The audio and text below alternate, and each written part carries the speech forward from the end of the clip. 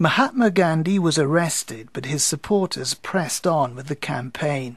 They remained utterly committed to their leader's philosophy of non-violence, and an American journalist named Webb Miller would witness this. He was looking on as Gandhi's followers tried to raid a salt works which was heavily defended by police at a place called Dharasana. The police carried lathis, 5-foot clubs tipped with steel.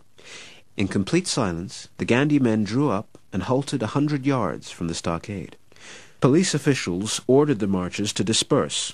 The column silently ignored the warning and slowly walked forward. Suddenly, at a word of command, scores of native police rushed upon the advancing marchers and rained blows on their heads with steel-shod lathis. Not one of the marchers even raised an arm to fend off the blows. They went down like tenpins. From where I stood, I heard the sickening whacks of the clubs on unprotected skulls. The waiting crowd of watchers groaned and sucked in their breaths in sympathetic pain at every blow.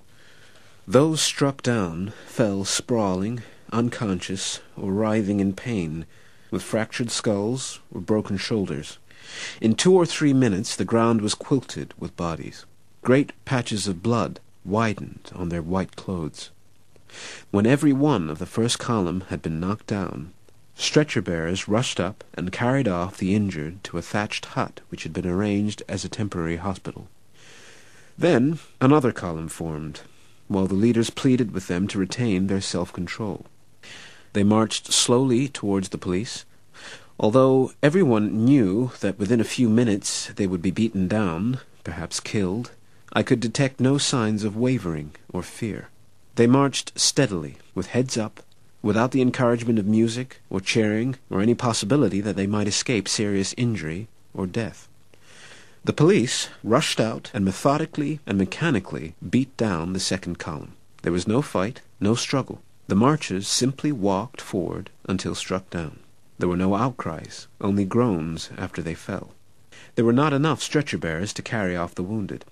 I saw 18 injured being carried off simultaneously, while 42 still lay bleeding on the ground, awaiting stretcher-bearers. The blankets used as stretchers were sodden with blood.